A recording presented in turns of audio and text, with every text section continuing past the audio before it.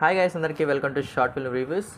So మళ్ళీ channel తర్వాత ఇలా మీ ముందుకు రావడం చాలా అంటే చాలా హ్యాపీగా ఉంది. మన సబ్స్క్రైబర్స్కి చాలామంది తెలిసే ఉంటుంది, మనం రీసెంట్గానే ఆఫీస్ కమ్ స్టూడియో అనేది ఓపెన్ చేసాం అనమాట ఒక 2 months బ్యాక్.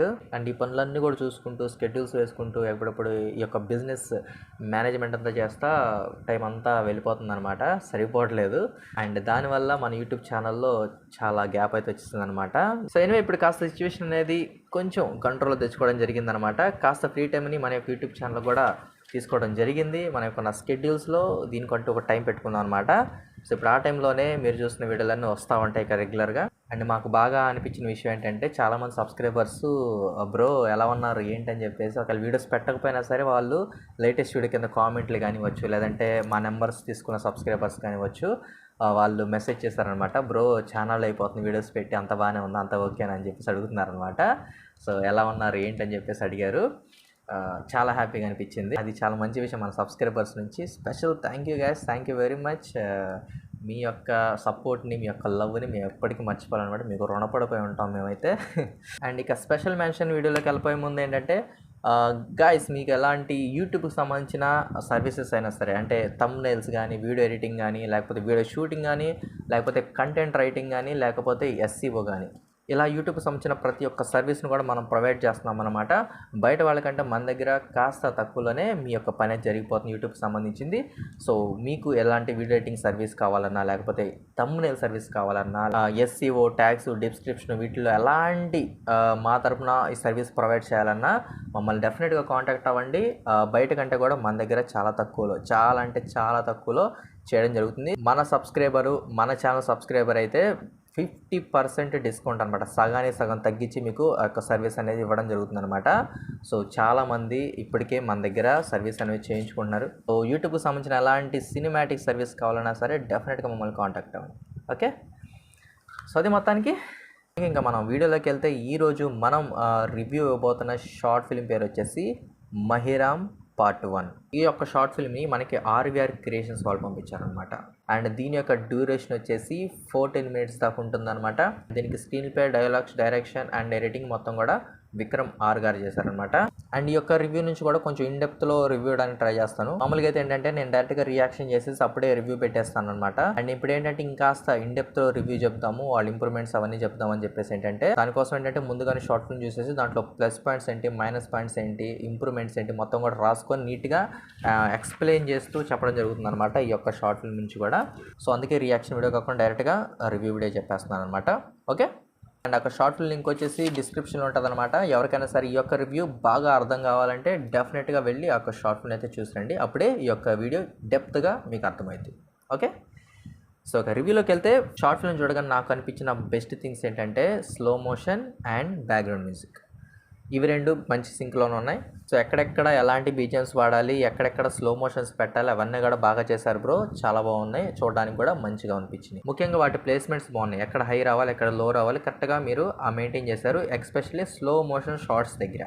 అండ్ నెక్స్ట్ బాగున్నాయి కెమెరా యాంగిల్స్, సీన్కి తగ్గట్టుగా మంచిగా కెమెరా యాంగిల్స్ని బిల్డ్ చేశారు. అండ్ ఇక బ్రదర్ దీంట్లో ఇంప్రూవ్ చేసుకున్న విషయాలు కొన్ని ఉన్నాయి అనమాట, వాటి గురించి మీకు చెప్తాను. ఫస్ట్ మీరు ఇంప్రూవ్ చేసుకోవాల్సింది కాన్సెప్ట్. యాక్చువల్గా మీ యొక్క షార్ట్ ఫిల్మ్ చూపించిన విధంగా ఇద్దరు అన్నదమ్ములు చిన్నప్పుడు విడిపోతారు, పెద్దయిన తర్వాత కలుస్తారు. కలిసినప్పుడు వీడు తన యొక్క పాస్ట్ చెప్పడం జరుగుతుంది. అన్నయ్య అనేవాడు పెద్ద డౌన్ అయిపోతాడు కాలేజీకి కదా. సో చిన్నప్పుడు ఏం జరుగుతుంది, చిన్నప్పుడు తను చెప్పే స్టోరీలో ఏం జరుగుతుంది, ఎవరికో ఫ్రెండ్కి తలగా దెబ్బ తగిలితే తమ్ముడు చేసిన దాన్ని అన్నయ్య మీద వేసుకుంటాడు. బట్ అన్నయ్యని ఏంటంటే వాళ్ళ నాన్న ఇంట్లోంచే తరిమేస్తాడు, ఇంకెప్పుడు రాబాకరా అని చెప్పేస్తాడు అనమాట. కాస్త మనం రియాలిటీలో కూడా మాట్లాడుకుంటే, ఒక దెబ్బ తగిలినందుకు ఇంట్లోంచి పారిపోయాడు, లేకపోతే ఇంట్లోంచి గెంటేశాడు వాళ్ళ నాన్న అంటే అది రీజన్ అనేది కాస్త నమ్మశక్యంగా లేదనమాట. రియల్గా ఎవరు చేస్తారు అలాగా? సరే కోపం వాళ్ళ నాన్న ఇంట్లోంచి పోరా అన్నప్పుడు ఇంకా మళ్ళీ వెతక్కుండా ఉంటారా కదా, వీడు ఇంటికి రాకుండా ఉంటాడా? వాడేదో పెద్ద మర్డరో గిడ్డరో తెలియకుండా చేసినప్పుడు అలా పారిపోతే అది వేరే సబ్జెక్ట్ అనమాట. కానీ ఇక్కడ వాడేం చావలేదు, అబ్బాయి, ఇతను గాయపరిచిన అబ్బాయి చావలేదు, అసలు ఈ తప్పు ఇడిది కాదు కదా.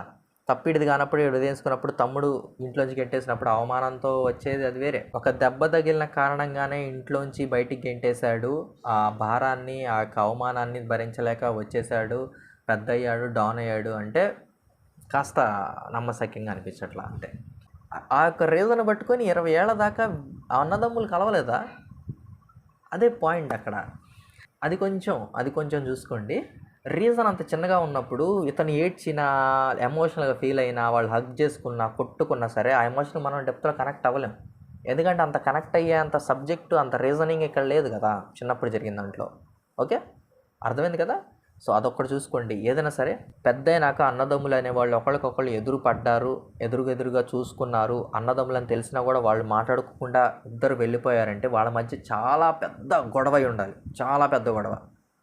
ఓకే, లేదంటే చాలా బలమైన కారణమైన ఉండాలి. వీడు ఎందుకు వెళ్ళాడు, వాడు ఎందుకు వెళ్ళాడు దానికి చాలా బలమైన కారణం ఉంటే తప్ప ఆ యొక్క ఎమోషన్కి మనం కనెక్ట్ అవ్వం చూసేవాళ్ళు. ఓకే, ఈ యొక్క పార్ట్ వరకే కాబట్టి అంతవరకైతే నాకు కాస్త రీజన్ అనేది సాలిడ్గా అనిపించాల. అదొక్కటి చూసుకోండి. ఏదైనా సరే రియాలిటీకి దగ్గరగా ఉండేలాగా ట్రై చేయండి అనమాట, బ్యాక్ ఉన్న ఎమోషన్స్ని. ఓకే, సో నెక్స్ట్ ఇంప్రూవ్మెంట్ డబ్బింగ్లో చూసుకోండి. ఎందుకంటే కొన్ని చోట్ల అప్ అండ్ డౌన్ అయిపోయిందనమాట. కొన్ని చోట్ల ఎడిటింగ్లో ఆ యొక్క ఒరిజినల్ వాయిస్ కూడా అక్కడ ఇంక్లూడ్ అయ్యి ఉందన్నమాట. ఒరిజినల్ వాయిస్ కూడా వస్తూ ఉంది, డబ్బింగ్ వస్తుంది, డబ్బింగ్తో పాటు ఒరిజినల్ వాయిస్ కూడా ప్లే అవుతుంది అనమాట ఏ టైము. అదొకటి చూసుకోండి. నెక్స్ట్ దీంట్లో మీరు ఎలివేషన్స్ ఇచ్చారు. ఓకే, బాగున్నాయి. వాటిని సపరేట్గా చూస్తే ఎలివేషన్స్ చాలా బాగున్నాయి. నేను ఫస్ట్లో చెప్పినట్టుగా స్లో మోషన్ షాట్లు ఎక్కడైతే పడ్డాయో అక్కడంతా కూడా సీన్లు అన్నీ బాగున్నాయి. కానీ ఈ యొక్క షార్ట్ ఫిల్మ్లో మిక్సింగ్ అనేది జరగల. ఒక కథలో అవి మిళితం కాలేదు ఆ యొక్క ఎలివేషన్స్ అనేవి. ఇప్పుడు ఒక కాలేజీలో ఒక అతను రూల్ చేస్తున్నప్పుడు అతనికి సంబంధించిన బ్యాక్ ఎవరైనా సరే చెప్పి ఉండాలి, వాయిస్ ఎవరైనా ఇచ్చి ఉండాలి, లేదంటే అతనికి సంబంధించిన కొన్ని సీన్లు అయినా సరే ముందు యాడ్ చేసి ఉండాలి. అంటే ఎందుకు కాలేజీలో ఎందుకు రూల్ చేస్తున్నాడు, ఎందుకు డాన్ లాగా బిహేవ్ చేస్తున్నాడు. ఓకే, సో వీటికి కొంచెం జస్టిఫికేషన్ ఇచ్చి మీరు అప్పుడు ఎలివేషన్ తెస్తే చాలా బాగుంటుంది చూడడానికి. అప్పుడు ఆ ఎలివేషన్కి చాలా వాల్యూ వస్తుంది. ఓకే, వీడు చాలా చేశాడరా బాబు కాలేజీలో ఉన్నప్పుడు, అందుకే వీడు పెద్ద డాన్ అయ్యాడు అని చెప్పేసి అందరూ భయపడటము, లేకపోతే ఏదో ఒకటి ఆ యొక్క ఎమోషన్కి మనం కనెక్ట్ అవుతాం, ఆ యొక్క ఫీలింగ్కి, ఆ యొక్క సీన్కి మనం కనెక్ట్ అవుతాం. కానీ ఇందులో డైరెక్ట్గా ఏమైందంటే యొక్క డాన్ ఎంట్రీ ఇచ్చేసారనమాట, మెయిన్ క్యారెక్టర్స్ ఎంట్రీ వచ్చేసినాయి అనమాట. సో దానివల్ల ఏంటంటే అసలు వీళ్ళు ముందు ఏం చేశారు, వెనకేం చేశారు అవేం తెలియకుండా డైరెక్ట్గా ఎంట్రీ ఇచ్చేసరికి అది అతికిచ్చినట్టు అనిపిస్తూ ఉంటుంది. చెప్పాలంటే అతికిచ్చినట్టే ఉంటుంది అనమాట. అంటే ఎలివేషన్ వరకు సపరేటు, ఎమోషన్ వరకు సపరేటు, లేకపోతే కాలేజ్ సీన్లు సపరేట్ అని చెప్పేసి డివైడ్ చేసుకుంటూ ఉండాలి. అంతా కలిపి చూడరు అప్పుడు. సపోజ్ నాకు ఈ యొక్క సినిమాలో స్లో మోషన్స్ చాలా బాగా నచ్చింది, నేను అంతవరకే చూస్తా, మిగతా అన్నీ ఎగరేస్తా. ఇంకొకళ్ళకి నచ్చినాయి అనుకోండి, అంతవరకు చూస్తారు, ఇంకోళ్ళు ఎగరేస్తారు. ఓకే, అలా ఎగరేయడానికి కాదు కదా మనం షార్ట్ ఫిల్మ్ తీసేది, అంతా కలిపి చూస్తేనే అదొక ఫిలిం అంటారు. ఓకే, దాని separate, elevation separate, emotion separate, ఇలా చూస్తే అదొక సినిమా అవ్వదు, ఒక షార్ట్ ఫిల్మ్ అవ్వదు, ఒక ఫిలిం ఏది అవ్వదు. అన్నీ కలిపి చూస్తేనే అదొక ఫిలిం. ఏది లేదు నాకు ఒక పర్టికులర్ పార్ట్ నచ్చి నేను దాన్నే చూస్తానంటే అదొక వీడియో చూస్తానంటే లెక్క అప్పుడు. ఓకే, ఎలివేషన్స్ ఎక్కడ పెడితే బాగుంటుంది, ఎలివేషన్స్ ఎక్కడ పడాలి, ఎక్కడ పెడితే యాక్సెప్ట్ చేస్తారు, ఎక్కడ పెడితే కథ ఎలివేట్ అవుతుంది, ఎక్కడ పెడితే సినిమాకి ప్లస్ అవుతుంది, ఈ యొక్క హద్దులు పెట్టుకోండి, ఈ యొక్క మెజర్మెంట్స్ పెట్టుకోండి. డెఫినెట్గా మీ యొక్క షార్ట్ ఫిలింలో బెటర్మెంట్ వస్తుంది. Next improvements slow motion camera angles అనమాట. పర్సనల్గా నాకు బాగా నచ్చిన స్లో మోషన్ షాట్లు. కానీ సినిమా పరంగా మీ యొక్క షార్ట్ ఫిలిం పరంగా చూస్తే వాటికి అవసరం లేని చోట కూడా కొన్ని స్లో మోషన్ షాట్లు ఉన్నాయన్నమాట. వాటిని అవసరం లేకుండానే చాలా చోట్ల వాడేశారు. దానివల్లే 13 నిమిషాలు లెంత్ అయిపోయింది షార్ట్ ఫిలిము. దీన్ని కరెక్ట్గా ప్లాన్ చేస్తే ఇది 6 or 7 minutesలో కంప్లీట్ చేసేయచ్చు ఈ షార్ట్ ఫిలింని. స్లో మోషన్ కెమెరా యాంగిల్స్ వల్ల ఈ యొక్క డ్యూరేషన్ అనేది పెరిగిపోయింది అనమాట షార్ట్ ఫిలింది. Okay, so next slow motions ఎక్కడ ఎంత అవసరమో అంతవరకే వాడాలి. ప్రతిదానికి స్లో మోషన్స్ వేసేస్తే ఏంటంటే చూసే వాళ్ళకి కూడా బోర్ పట్టే అవకాశం ఉంటుంది. ఓకే, మీరు పెట్టే స్లో మోషన్ అనేది సినిమాకి కానీ షార్ట్ ఫిల్మ్ కానీ ఎంత హెల్ప్ అవుతుందో అంతవరకే వాడాలి.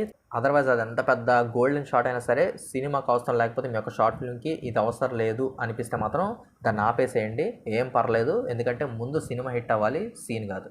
ఓకే, ఫైనల్ చిన్న ఇంప్రూవ్మెంట్, ఫైట్ సీన్స్ పెట్టారు బాగానే ఉన్నాయి. ఫైట్ సీన్స్ అనేవి న్యాచురల్గా ట్రై చేయండి. ఇలా కొట్టినప్పుడు ఇలా పడాలి కదా, సో ఇలా ఆగిపోయినప్పుడు ఇలా పడుతున్నారు. దానివల్ల ఏమైందంటే చూసే వాళ్ళకి ఆర్టిఫిషియల్గా అనిపిస్తుంది ఆ ఫైట్ సీన్స్ అనేవి. సో చేయండి, ఫైట్ సీన్స్ ప్లాన్ చేయండి పర్లేదు, కానీ చేసేటప్పుడు కాస్త న్యాచురల్గా ఉండేలా చూసుకోండి ఫైట్ సీన్స్ అవి. అప్పుడు ఏంటంటే చూసేవాడికి కూడా బాగా కనెక్ట్ అవుతాడు. ఇలా ఉండటం వల్ల ఏంటంటే చూసే మూడ్ అనేది పోద్ది జనాలకి ఆటోమేటిక్గా. మీరు వాళ్ళని ఎంగేజ్ చేయాలంటే ఆ ఎంగేజింగ్ స్క్రీన్ ప్లే ఉండాలి, ఎంగేజింగ్ ఫైట్ సీన్స్ ఉండాలి, ఎవ్రీథింగ్ ఎంగేజింగ్గా ఉండాలి. అప్పుడేగా వాడు కూర్చుంటాడు. అరగంట ఏంటి, గంట కూర్చోబెట్టు, 5 నిమిషాలు కూర్చోబెట్టు, లేకపోతే 2 గంటలు కూర్చోబెట్టినా ఖచ్చితంగా కూర్చొని చూస్తాడు, నువ్వు కనుక ఎంగేజ్ చేయగలిగితే. ఓకే. అండ్ ఎడిటింగ్లో చెప్పా యాక్చువల్గా షూటింగ్లో ఉన్న ఒరిజినల్ వాయిస్ కూడా కలిపి వస్తుంది అనమాట, అదొకటి చూసుకోండి బ్రో. అండ్ అండ్ అదే యొక్క షార్ట్ ఫిల్మ్కి అయితే ఇంప్రూవ్మెంట్స్ అనమాట బ్రో. డెఫినెట్గా వీటన్నిటిని కూడా నోట్ చేసుకోండి, ఎందుకంటే నేను మీ షార్ట్ ఫిల్మ్ని 2 డేస్ చూశాను అనమాట. 2 డేస్లో మొత్తం చూసి నీట్గా స్టెప్ బై స్టెప్ రాసుకొని మీకు చెప్తున్నాను ఈ యొక్క మోడిఫికేషన్స్ అన్నీ కూడా. సో కాబట్టి మంచిగా ప్లాన్ చేసుకోండి షార్ట్ ఫిల్మ్ని. అండ్ పర్సనల్గా నా సజెషన్ ఏంటంటే, దీనికి పార్ట్ 2 ఉందన్నారు కాబట్టి ఆ యొక్క బ్యాక్ స్టోరీలో ఏదైతే ఆ యొక్క రీజన్ వల్ల వీడు విడిపోయారో దాని వెనక ఏదైనా పెద్ద కాన్ఫ్లిక్ట్ అనేది ఏదైనా పెట్టండి. ఓకే. అంటే ఈ రీజన్ వల్ల వీడు దూరం వచ్చేసాడు, లేకపోతే ఈ రీజన్ వల్ల వీళ్ళు దూరంగా ఉన్నారు, ఈ యొక్క రీజన్ వల్ల వీళ్ళకి రైవలరీ అనేది నడుస్తుంది, ఈ యొక్క రీజన్ వల్ల వీళ్ళ నాన్న గెంటేశాడు, గెలిపోమని చెప్పేసి ఇతను వచ్చేసాడు అన్నట్టుగా ఏదైనా పెద్ద రీజన్ పెట్టండి. అప్పుడు డెఫినెట్గా ఈ యొక్క పార్ట్ 1లో మీరు చేసిన అన్నీ కూడా ఆ యొక్క పార్ట్ 2లో సింక్ అయిపోతాయి, పార్ట్ 2లోకి కలిసిపోతాయి. అప్పుడు పెద్దగా ఇష్యూస్ కూడా ఏమి ఉండవు అనమాట. ఓకే. అండ్ కాలేజీలో మెయిన్ క్యారెక్టర్ ఒకళ్ళు డౌన్ అయ్యారు కదా, సో అతను ఎలా డౌన్ అయ్యాడో అది కూడా కొంచెం బ్యాక్ స్టోరీ లాగా చూపించడానికి ట్రై చేయండి పార్ట్ 2లో. అప్పుడు ఏంటంటే ఇక్కడ చేసిన ఈ ఎలివేషన్స్ అన్నీ కూడా అక్కడ కవర్ అయిపోతాయి. ఓకే. సో ఈ మోడిఫికేషన్ చేయండి, డెఫినెట్గా ఈ యొక్క పార్ట్ 1లో అన్నీ కవర్ చేసుకోవచ్చు. కుదిరితే కనుక మెయిన్లీ బ్యాక్ స్టోరీలో మరీ చెప్తున్నా, ఆ బ్యాక్ స్టోరీలో డెఫినెట్గా ఆ యొక్క కాన్సెప్ట్లో మంచి రీజన్ పెట్టండి, సాలిడ్ రీజన్ పెట్టండి. వీళ్ళు ఎందుకు విడిపోయారు, ఎందుకు గెంటేశాడు అనేది సాలిడ్ రీజన్ పెట్టండి, మంచిగా రీచ్ వస్తుంది. యాక్టింగ్లో అందరూ పర్లేదు, వాళ్ళు కొన్నంతలో బాగా చేశారు. అండ్ మెయిన్ ఇద్దరు క్యారెక్టర్లు ఎవరైతే అన్నదమ్ముల క్యారెక్టర్లు ఉన్నారో వాళ్ళు మాత్రం చింపి పడేశారు. యాక్టింగ్ మాత్రం చాలా సూపర్ అనిపించింది, చూసినంతసేపు చాలా బాగా చేశారు వాళ్ళు మాత్రం. సో అది మొత్తానికి యొక్క Mahiram part 1 short film review అనమాట. So RVR creations YouTube channel guys, వెళ్ళి చెక్అవుట్ చేయండి వాళ్ళ ఛానల్, వాళ్ళ యొక్క వీడియోస్ చూడండి, మన తరపున సపోర్ట్ చేయండి, సబ్స్క్రైబ్ చేసుకోండి. వాళ్ళ యొక్క వీడియోస్ నుంచి, వాళ్ళ యొక్క వర్క్ నుంచి మీరు వాళ్ళతో కొలాబరేట్ అవ్వాలనుకున్న, కలిసి పని చేయాలనుకున్న డెఫినెట్గా వెళ్ళి కాంటాక్ట్ అవ్వండి. సో అది మొత్తానికి ఒక వీడియోకి అయితే. అండ్ స్పెషల్ మెన్షన్ ఎవరికైనా సరే మరీ చెప్తున్నా, ఎవరికైనా సరే యూట్యూబ్కి సంబంధించిన ఎలాంటి సర్వీస్ అయినా సరే తక్కువలో అయిపోవాలంటే కనుక డెఫినెట్గా మమ్మల్ని కాంటాక్ట్ అవ్వండి. ఓకే. లిమిటెడ్ ఆఫర్ నడుస్తుంది ఇప్పుడు, ఎవరు కూడా మిస్ చేసుకోవద్దు. ఓకేనా. సో అది మొత్తానికి నెక్స్ట్ షార్ట్ ఫిల్మ్ రివ్యూతో మళ్ళీ కలుద్దాం. అంతవరకు నేను మీ యాష్, నమస్తే.